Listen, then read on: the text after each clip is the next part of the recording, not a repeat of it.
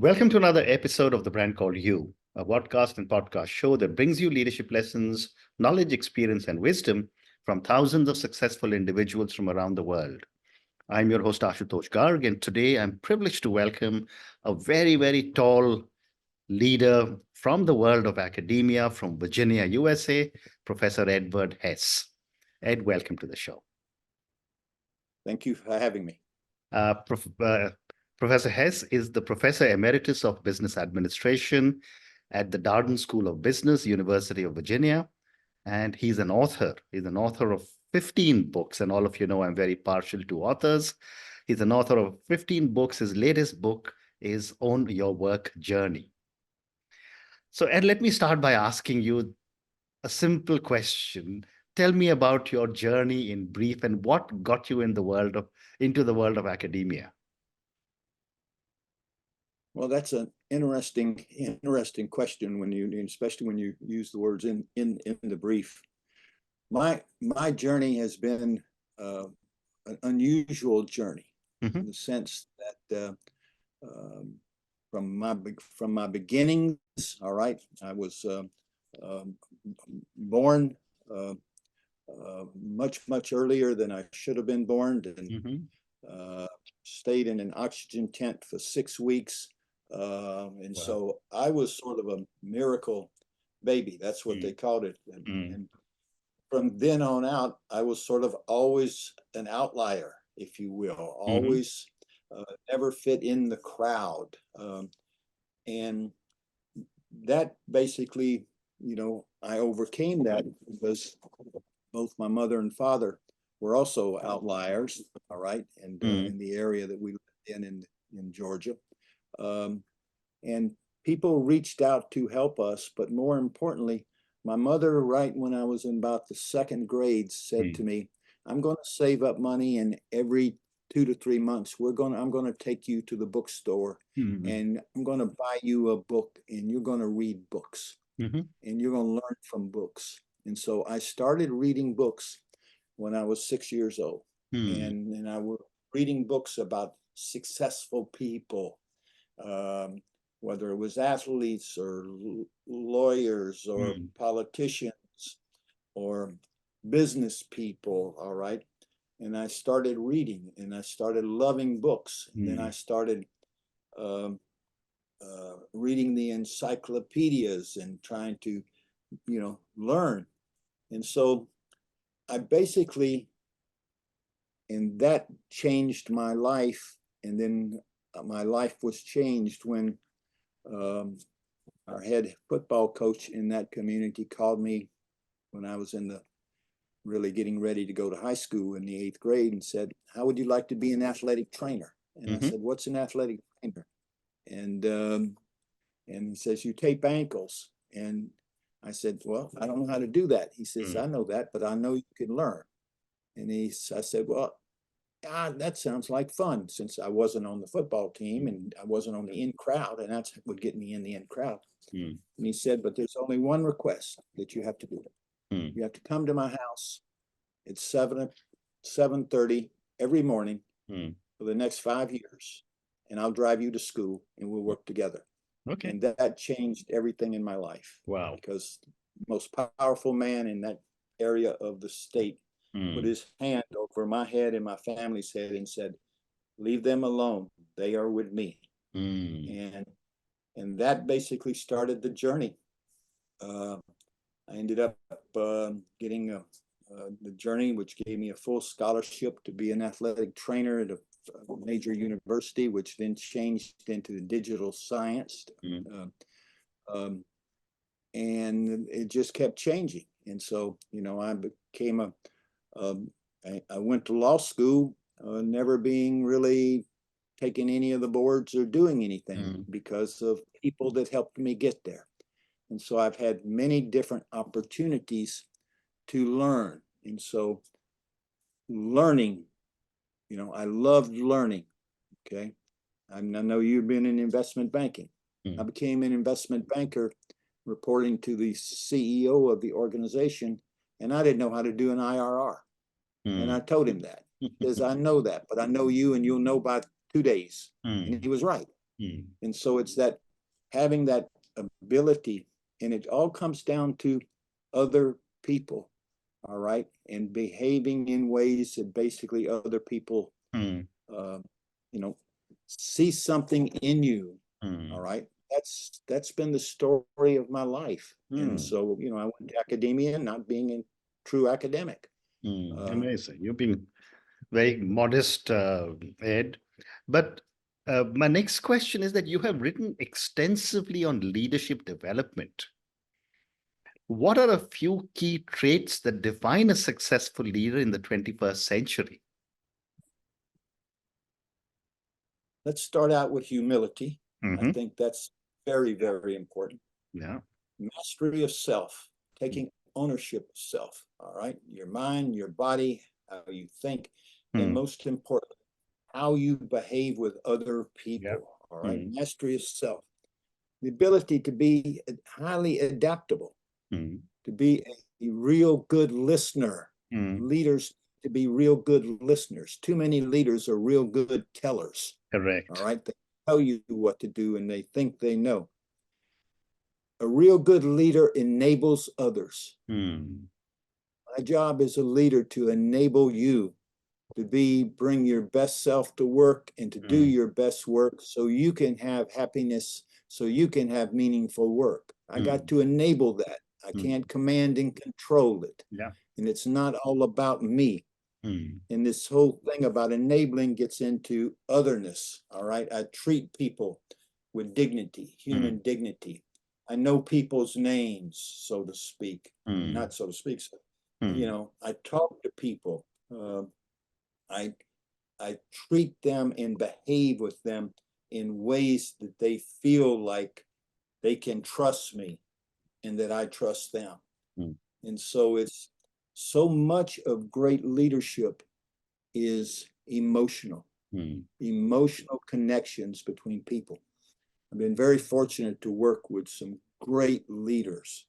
And every one of those great leaders, they were in different businesses. The founder of Southwest Airlines, one of the biggest hotel chains in the United States, one of the biggest clothing companies in the United States. The leaders in those companies would walk down the hall or take me through somewhere in the company, and they would know the name of every person that they walked past. And they would stop and ask, how's the family?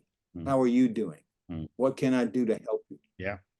And so it comes down to leaders basically not sitting in a room with 8 to 10 people that report to them and, you know, having discussions there, but who gets out on the floor, who gets out to talk to people that work for them and show them that they are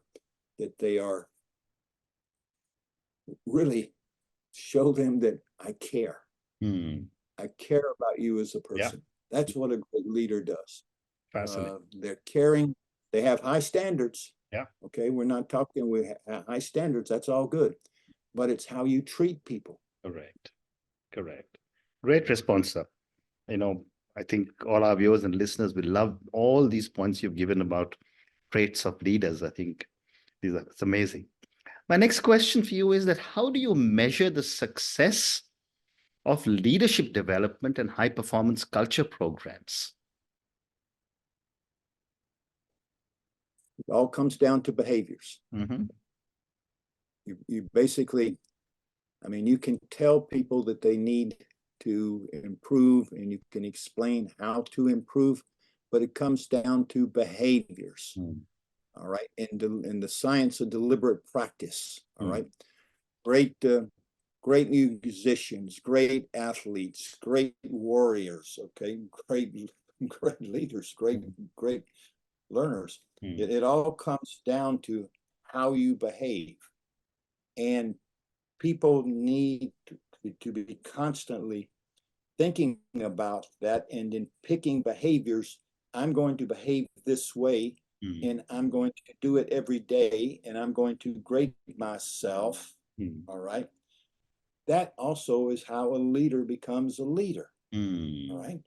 leader becomes a leader because he or she is taking ownership of what's going on inside of it. Ownership of their ego, ownership of their emotions, ownership of their mind, all right, et cetera, et cetera. They take ownership of their behaviors. They own it, all right. They're very good listeners. They're not multitasking, right? It's behaviors, and you measure behaviors. And so in all of my work in academia has always had, working with companies and individuals, is deliberate practices. Start out in the morning with some meditation. You start out with what are your behavioral goals, all right? You start out with deep breathing, so you remember how to do that when you need to calm yourself down, et cetera, et cetera. And then at the end of the day, you grade yourself. A coach, a wonderful human being that I admire so much, and he's been so grateful to, so for me. The last 10 years, the leading coach in the world for the last 10 years is this person. This person every day in the evening at a certain time has his deliberate practice person calling him and saying, all right, you're working on this. Tell me what you did today. So he's held accountable by somebody every day. Yeah. That's how you get behavior change. Very interesting. That's how you get behavior. Very, very interesting. Thank you. My next question for you is that what role does emotional intelligence play in achieving high behavioral, cognitive, and emotional performance? And I'm pausing to just think a little bit. It's probably number one in today's world. Number one. Emotionally, how you relate to other people is so important, and how you manage your emotions and how you come across. And the reason it's going to be, or is number one, is that emotions are going to be the biggest thing that smart AI can't do. All right. Smart AI is not going to be emotional. Smart AI is data driven, right? And so the emotional component is going to be even more critical in the workplace. And the workplace, as you know, coming from your background, the workplace, the environment, the purpose, the psychological safety in the workplace. Can a middle-level worker or a new worker, so long as they're respectful, can they ask questions or speak up or ask why? Or say, I don't understand that, okay? Without looking bad, and the leader basically saying, absolutely, you can ask that question. That's a good question. Everybody should be listening to this, all right?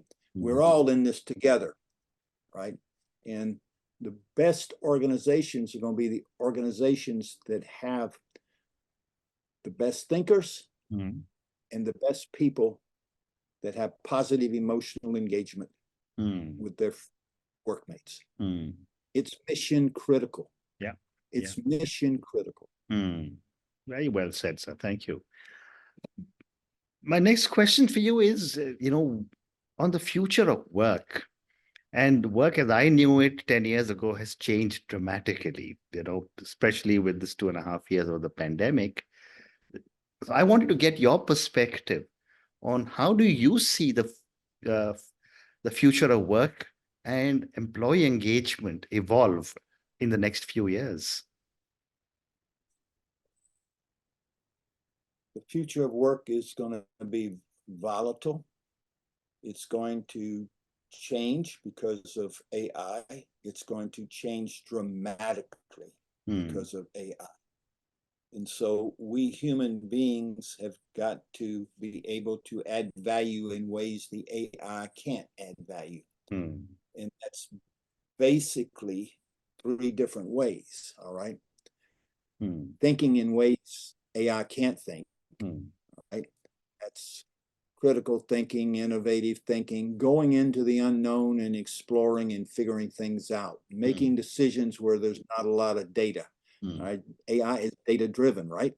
Correct. Selling and building caring, trusting, positive emotional relationships with other human beings, whether in the company, whether they're outside. I mean, so that's going to be a differentiator from AI.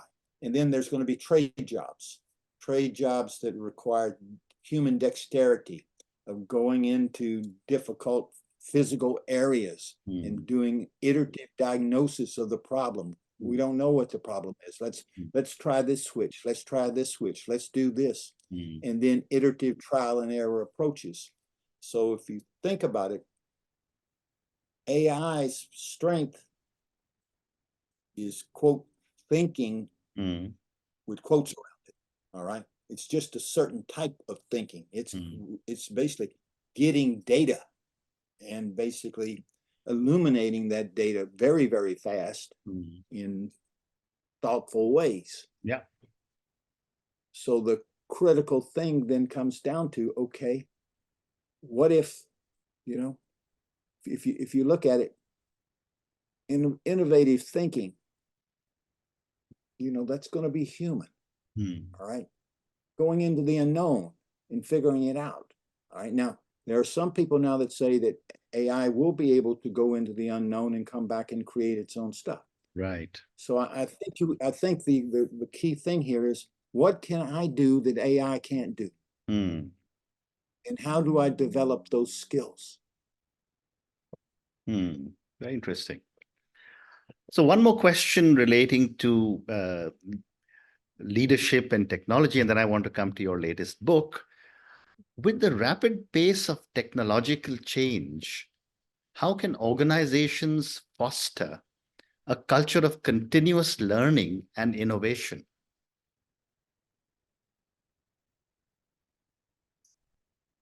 First, they have to define that culture. All right. What's and they need to take a behavioral approach. How do we need to behave in order to excel? It's our behaviors. How do we have to think? How do we have to manage ourselves? How do we reflectively listen? How do we have collective intelligence, where basically it all ultimately going to come down to collaboration? The quality of the collaboration in the organization is going to determine its success. Well, what is that determined upon? It's determined upon how people feel, whether people feel like they can basically disagree with their manager, or disagree or ask questions which are challenging to the leader, whatever. And how those people respond will either open up the conversation and broaden the conversation, or they will shut it down. All right. So it's this whole thing again about the science of collective intelligence. And the science is also from MIT and Carnegie Mellon in the United States. The research is crystal clear that you know, that men are not as good collaborators in teams as women are. Yeah. And so we men have got to sit back and calm the ego, quiet the ego. All right. Not, you know, not be creating my answer while someone is talking. Ask questions to explore, to make sure you understand what they meant or they said. That says to somebody, I was really listening to you. That is how great conversations are going to occur, because I've stated many times in the last year with leaders, is the key thing in whether your organization is going to be successful or not is the quality of the conversations that take place in your organization. Because no one person is going to have the answer. What a powerful statement this is. You know, the quality of conversations are important in any organization. Thank you. So, Ed, I want to now talk to you about your latest book, Own Your Work Journey. Your book focuses on meaningful work and happiness. What was your motivation to address this topic at this stage? The motivation to do this book, the Only Word Journey, Yeah. was my great concern about the number of people in the world who could be left behind because of AI. And so this book was written for everybody really 17, 18 years or older. And the interesting thing is the content is the basic content that I've used in earlier books in different ways for, big companies. All right. So the science here is the same. It doesn't matter how much education you have, what age you are, et cetera, et cetera. And so the purpose of this is I wanted to lay out a how-to book.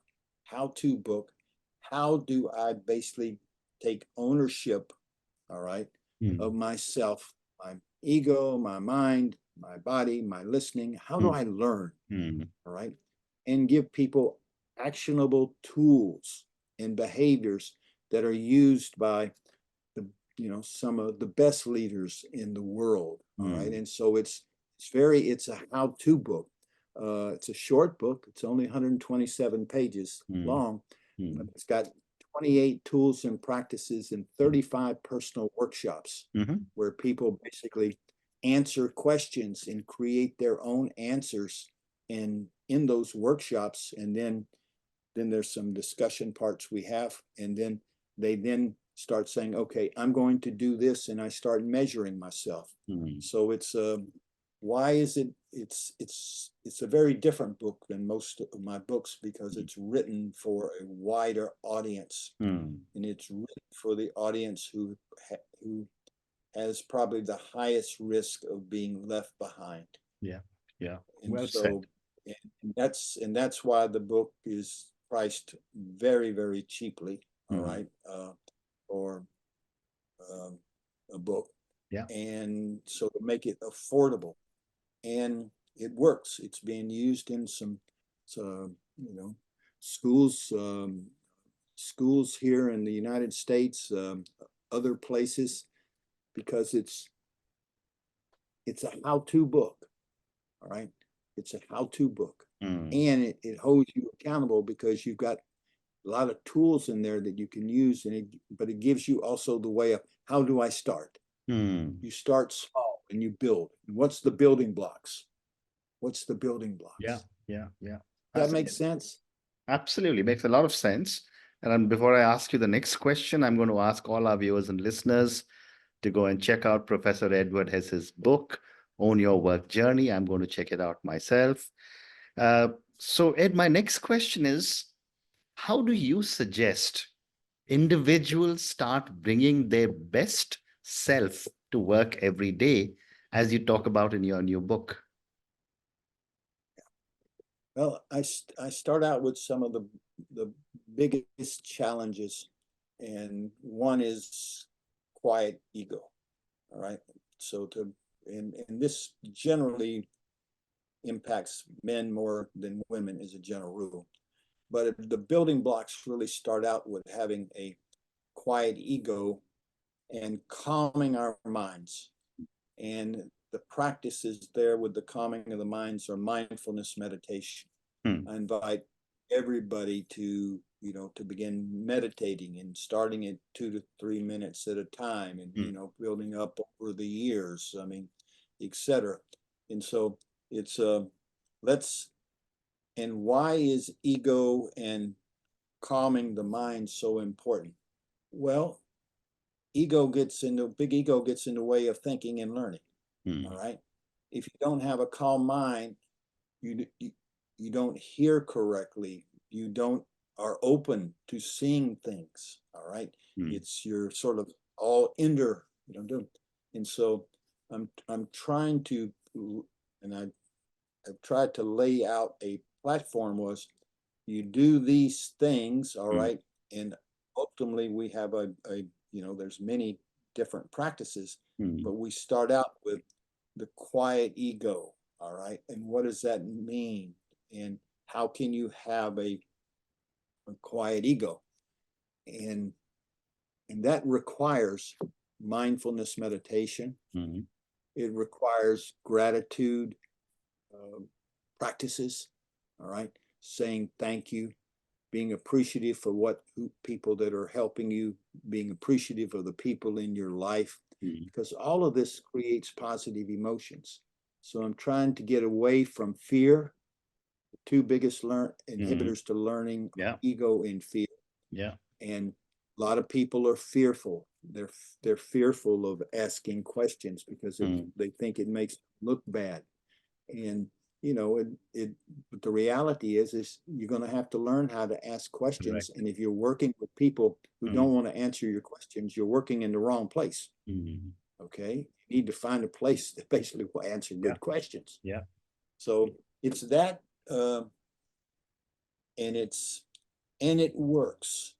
It works, and you know it works. I mean, the history and the research on meditation and the research that's been done on high emotional engagement and the power of positive emotions. Correct. Right, the power of positive emotions. There is, you know, and the book gives people a way to train themselves and start out small and build, and you know, and have their mantras that they say. Have their, what am I doing this morning? Well, I'm doing 3 minutes of meditation. I'm doing 2 or 3 minutes of gratitude, where I'm either sending notes to somebody or writing down who I want to thank for helping me on this, or just to say that I care about you and I appreciate you. That type of work on a daily basis, it over time it builds up, and then all of a sudden it's like magical. All right, becomes part of you, and you know, you do it every day, and that's bringing your best self to the table, your best self to your life, to your family, to your friends, to your work, and most importantly, to yourself, because you're taking ownership of yourself instead of letting other people's views of you define you, dictate you. What a great response, sir. Thank you. And Ed, my last question to you, and this is for a lot of the young people who will listen to our conversation, and you have, you know, dealt with so many young students throughout your career. What is the one piece of advice you would give to someone who's just starting off on their career in today's dynamic work environment? Wow, one piece.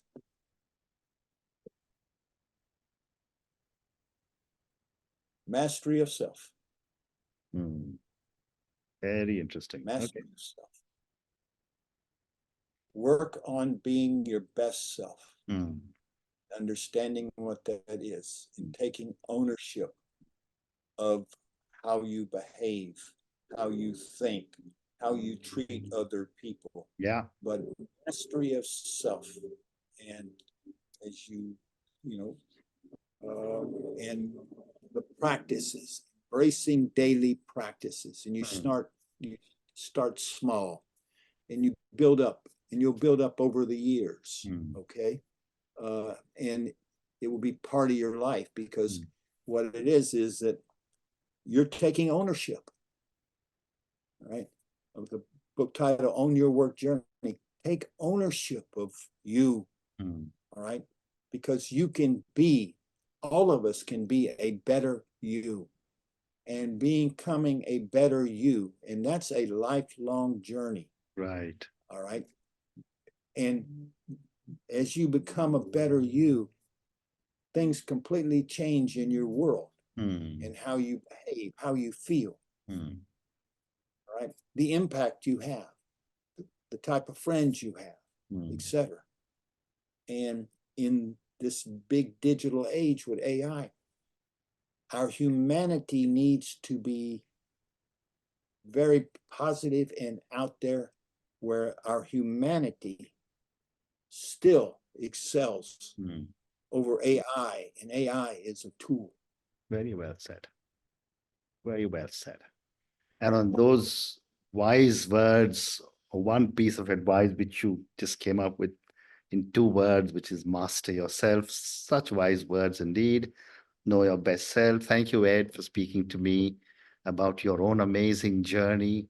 Thank you for speaking to me about leadership. I loved all the points you gave me for the traits of a good leader. You told us several times about the importance of getting away from ego and fear, which are two weaknesses any leader can have. Thank you also for speaking to me about your new book, Own Your Work Journey, and how it can be a fantastic tool for a lot of young people. Thank you for speaking to me, and good luck to you. Thank you for having me, and same to you, sir. It's an honor to be with you. Thank you. Thank you. Thank you for listening to the Brand Called You videocast and podcast, a platform that brings you knowledge, experience, and wisdom of hundreds of successful individuals from around the world. Do visit our website www.tbcy.in to watch and listen to the stories of many more individuals. You can also follow us on YouTube, Facebook, Instagram, and Twitter. Just search for the Brand Called You.